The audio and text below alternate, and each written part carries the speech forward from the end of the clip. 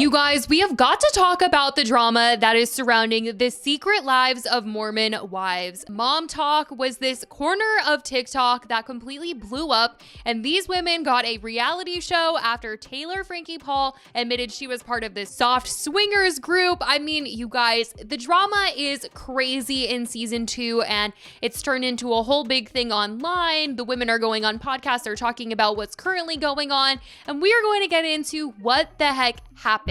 For anyone who is like, what? Who are these people? Let's break it all down. All the women on this show refer to themselves as being a part of MOMTOK. They're a group of Mormon moms on TikTok who all make content together, and they ended up having some explosive online drama that led to them getting a reality show on Hulu because they went so viral. The drama began when Taylor Frankie Paul, one of the group's most prominent members, revealed she and her husband had been part of a soft swinging arrangement within their friend circle, meaning they swapped partners with certain boundaries. And if you're like, what's soft swinging? She said that it involved kissing and like high school, college level stuff, like spin the bottle and like guess who you're kissing with the blindfold on, and that they weren't actually supposed to like do it with each other. However, Taylor admitted to breaking these boundaries by becoming emotionally involved with another partner, which led to her divorce and fractured the MOMTOK friend group. Now, the reason being was not just because she had broken boundaries with someone else's husband, but because when all of this came out, Taylor addressed it head on.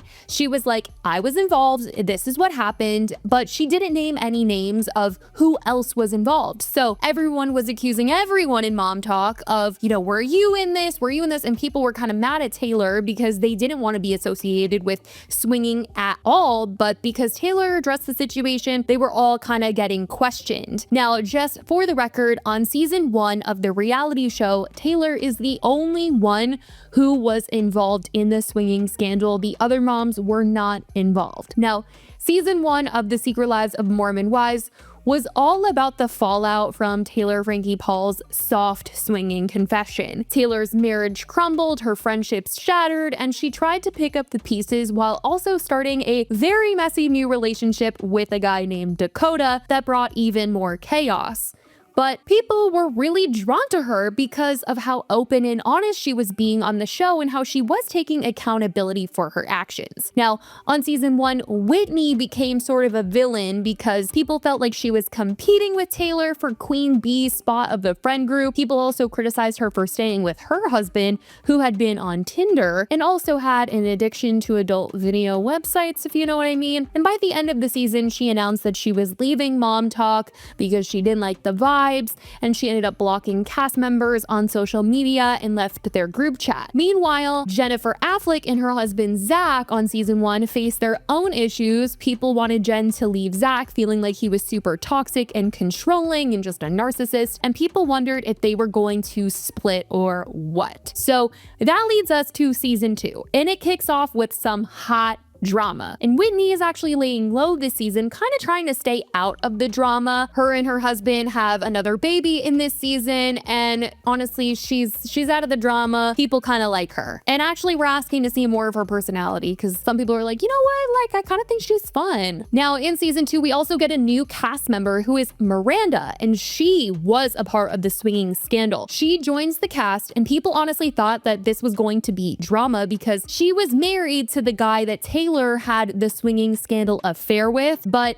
this actually ended up not being the crazy drama of the season. Miranda was actually pretty chill. Her and Taylor had a sit-down conversation. Miranda confessed to being a part of the swinging scandal, confessed to what they did during the swinging scandal, and all seemed to be well. The drama really centered around Demi, Jesse, and Jen. A significant portion of season 2's drama unfolded during a cast trip to Italy where they paid the Vanderpump Villa cast a visit. On this trip, Jen called out Demi, saying she was flirting with Marciano from Vanderpump Villa, which Demi denies ever happening. This is a huge storyline on the show where Demi accuses Jen of being a liar. In the last episode of season 2, Layla goes to Marciano to get his side of the story. And this is because she's like, I'm hearing all these sides from the girls. I need to go directly to the source, the other person that is involved in the situation. And Marciano admits to Layla that him and Demi were both flirting with each other. Once the show has aired and we leave off on this information, Demi came out to talk about Marciano, and she has actually accused him of SA. She posted this on her Instagram story after the show's release, and she says, "It seems pretty clear, but I guess some people are still confused. Unwanted physical touch equals period, the end. To the people that were made aware of these events and watched me cry and attempt to navigate the best way to move forward due to this individual's actions, and then proceeded to use their platforms to victim shame, publicly call me a liar, and judge the way I handled it, from the bottom of my heart, shame on every last one of you. You are perpetuating the very problem as to why victims don't feel comfortable coming forward about these things. They either feel they won't be believed or will be judged and even shamed for how they've handled it. How shocking and ironic that it's almost exclusively women participating in this destructive behavior. I've never been more disappointed. Lastly, to those of you who have believed me and supported me, both privately and publicly, thank you. I love you." Now, on the Vile Files, Demi says she told the girls on the cast about what happened and was upset that she was being painted in this way. Now, I will say, post season 2 coming out, something that has happened is Jen is standing by what she had to say about Demi and what happened with Marciano at Vanderpump Villa. Demi pushed boundaries into Vanderpump Villa. Boundaries in her marriage? Yes. Okay. And I called her out for it, and she was very upset in Italy. She was like, how dare you tell me what my own boundaries are in my marriage? I can do what I want. I just kind of like told her, like, if you want to flirt with this guy or whatever, like, you can go do that. Like, that's your boundary in your marriage, like, whatever. But like, I'm making it very clear that I don't want to be associated with that. And I was worried at that point, like, are they going to edit it in a way that we're all flirting with these guys? I want to make it very clear that, like, I'm just here to have a fun girls trip, and I'm not like trying to, like, you know. So at that moment, when you brought that up to Demi, were you trying to be like a good friend and hold her accountable and be like, hey, I don't know where your head is right now, but like, this is what you're doing and maybe you should stop? And she didn't Absolutely. respond well. I think at that point she was just like, maybe she had realized, but later after the trip, she ended up having a conversation with Brett and she was bawling on the phone. I went too far. I should have gone to bed at 8 p.m. when you went to bed, Jen. Like, I may have pushed this too far. Will you guys please not tell anyone? Marciano has since come out to defend his name. He was responding to a comment made by Demi's husband, Brett, where he called Jen a liar. But Marciano said Jen told the truth and offered to show Brett the evidence on a call. Brett, come on, bro. Come on, you're saying Jen is 100% false when Jen is 100% true. Dude, you are a smart man. You are not delusional. Like, it's admirable that you want to defend your woman like that. But you must just not know the whole truth. You heard Jen. She said she has receipts. If she has receipts, imagine what kind of receipts I have. Even if there weren't any receipts, she was at Vanderpump Villa. I was at Vanderpump Villa. Everyone knows what went down. It's all on camera. All I'm saying, man, is if you want the truth, get my phone number from Demetria and you can call or text me and we can have a talk.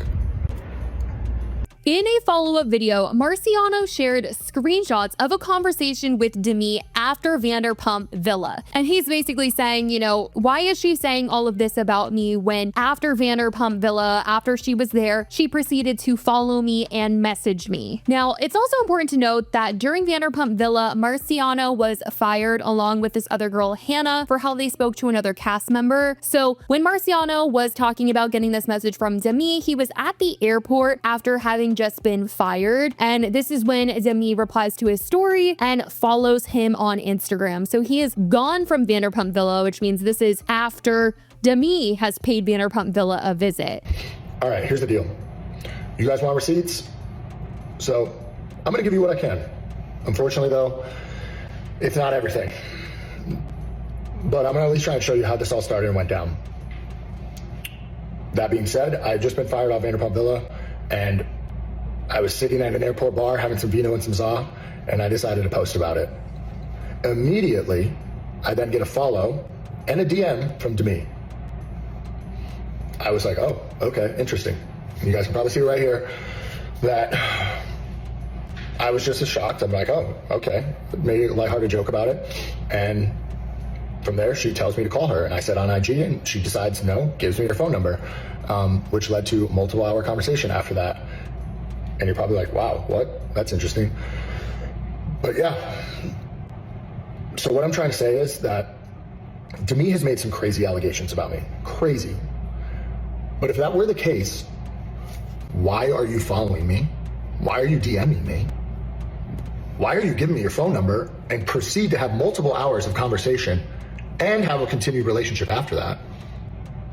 Yeah, doesn't make sense to me whatsoever. He also had posted in response to the essay allegations saying, I really do wish I could speak more on everything, but like I said, the whole truth will come out soon. I want to make it absolutely clear that I do not condone essay in any way, shape, or form. It's a serious matter that should never be taken lightly, but at the same time, I do not support or excuse anyone who falsely claims essay, as that harms real victims and undermines the gravity of the issues. Now, this isn't even the only situation going on surrounding the show, because in the last episode of Mormon Wives, when Layla goes to Marciano and asks him about Demi, he revealed that while yes, he flirted with Demi, he also revealed that the real tea is that he kissed and slept with Jessie, and her husband Jordan doesn't know the full extent of the alleged affair. The tea was crazy, especially because in episode 6, the MOMTOK girls ask Jessie about a rumor that she kissed Marciano at a bar in Hollywood, and she denied it. But obviously now Marciano was saying she cheated on her husband with him. And in current interviews, she hasn't been wearing her wedding ring and has been saying that her and her husband are like working through things. You have not been wearing your wedding ring.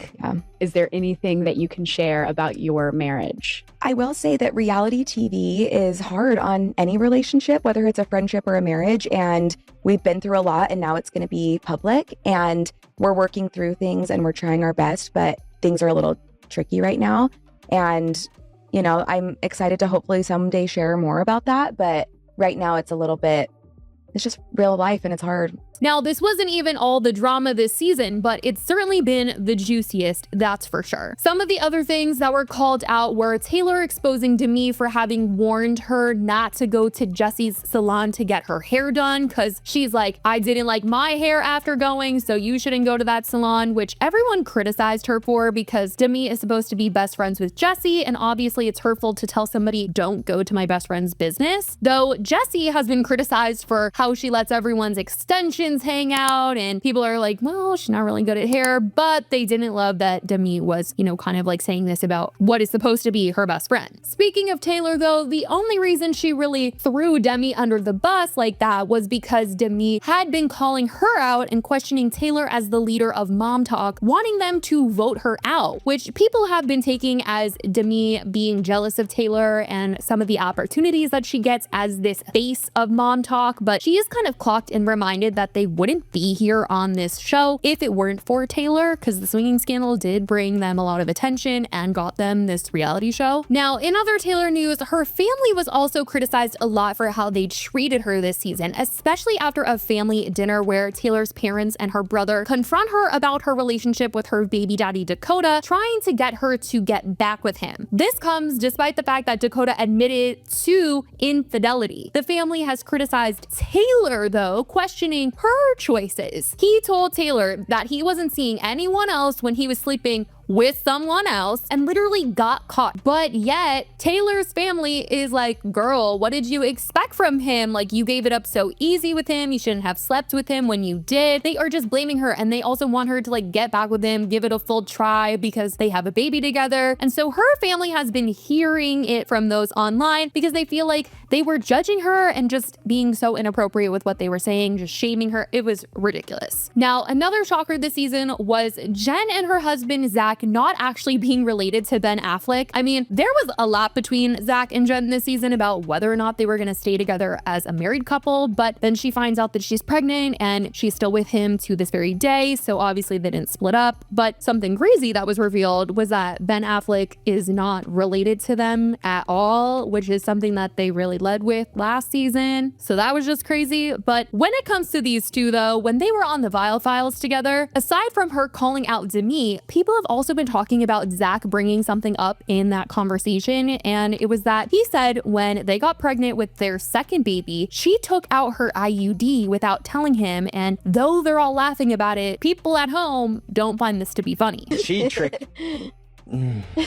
I got tricked into that one. She took out her IUD without telling me, but